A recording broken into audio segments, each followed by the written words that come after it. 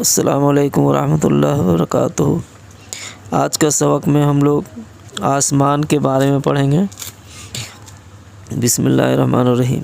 آسمان، یہ تمہیں بتایا جا چکا ہے کہ اللہ تعالیٰ جل ثنا نے 7 آسمان پیدا فرمائے ہیں۔ اب کچھ ان کی بناوٹ کا حال سنو۔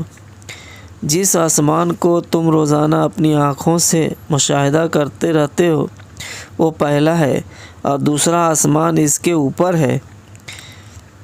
سامنے نقشہ دیکھو،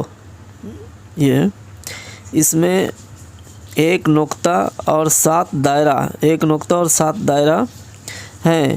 نقطہ کو زمین فرض کرو اور دائرہ کو آسمان سمجھو۔ سب سے چھوٹا دائرہ پہلا آسمان ہے اور سب سے بڑا دائرہ 7واں آسمان ہے۔ نقشہ کی مدد سے تمہیں یہ سمجھنا آسان ہو گیا کہ 7ویں آسمان کے پیٹ میں 6ٹھا آسمان ہے، اور 6ٹھے آسمان کے جوف میں 5واں آسمان ہے، اور 5ویں کے پیٹ میں 4تھا آسمان ہے، اور 4تھے کے بیچ میں 3را آسمان، اور 3رے کے وسط میں دوسرا، اور دوسرے کے پیٹ میں پہلا آسمان ہے، اور پہلے آسمان کے پیٹ میں زمین ہے۔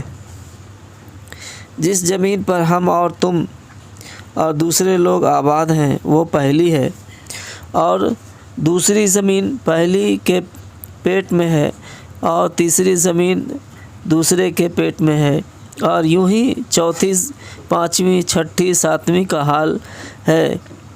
پہلی زمین سب سے بڑی اور 7ویں سب میں چھوٹی ہے، اور کرسی سب اس کے گھیرے میں ہے۔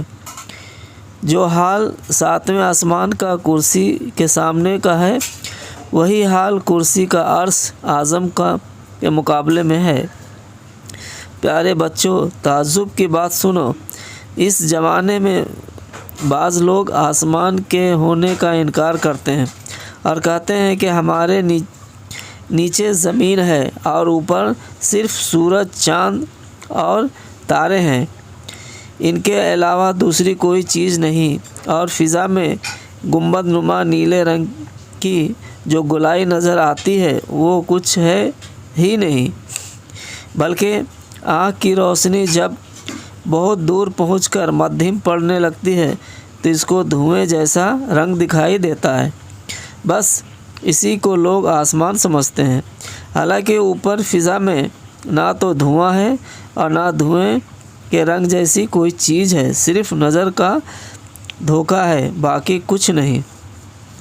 عزیز نونہالوں، تم لوگوں نے ایک طرف کی کہانی تو سن لی، اب ہمارا بیان سنو اور سمجھنے کی پوری کوشش کرو۔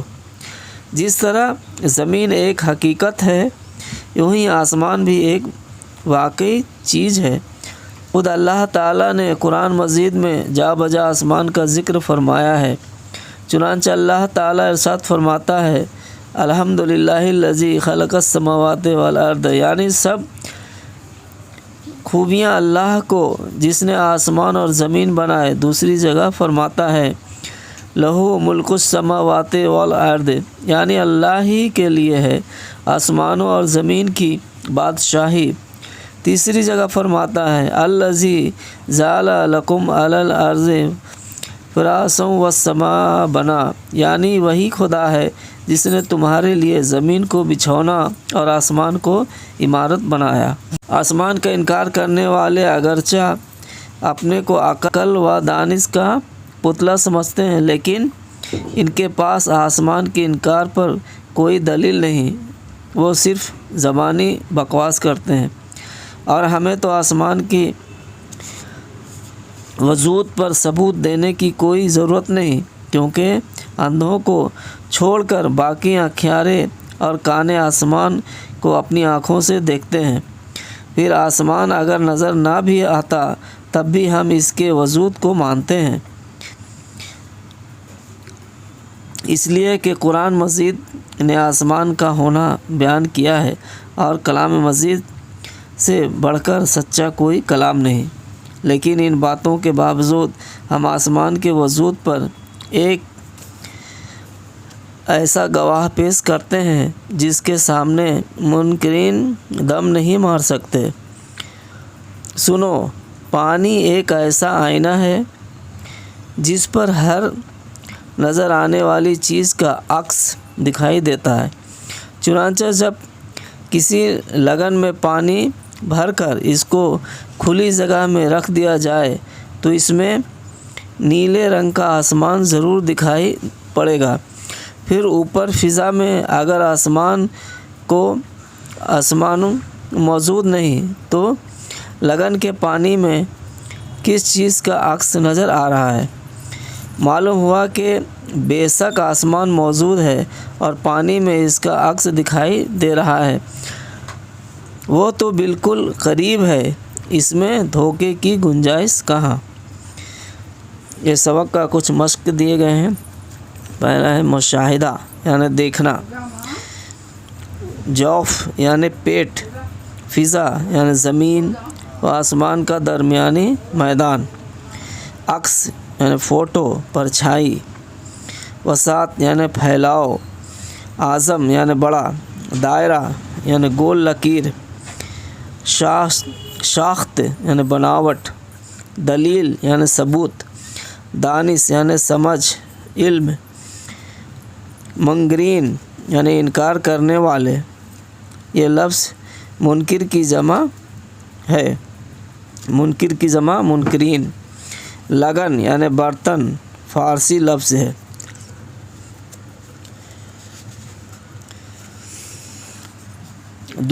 دوسرا، جہاں وہ لفظ کے بیچ میں واو استعمال کیا جائے وہاں پہلے لفظ کو واو سے ملا کر پڑھنا چاہیے۔ مثلاً زمین و آسمان، شب و روز، عقل و دانش، کوز مینو، آسمان شب و روز، عقل و دانش پڑھا جائے۔ اس واو کا معنی ہے، اور یہ واو ہمیشہ انہی دو لفظوں کے درمیان آئے گا جو فارسی زبان میں بولے جاتے ہیں۔ سبق کے کچھ سوالات دیے گئے ہیں۔ پہلا سوال ہے، آسمان کے منکر کو آسمان کا ہونا کس طرح سمجھاؤ گے؟ دوسرا سوال ہے، عرش، فضا، مشاہدہ، اعظم، عکس صحیح کی حفظ کرو۔ تیسرا سوال ہے، قرآن شریف کی آیت سے آسمان کا ہونا ثابت کرو۔ اس سوالوں کا جواب آپ کامنٹس میں دیں۔ یہ سبق آپ کو پسند آئے تو لائک کریں، شیئر کریں، سبسکرائب کریں۔ السلام علیکم ورحمۃ اللہ وبرکاتہ۔ اللہ حافظ۔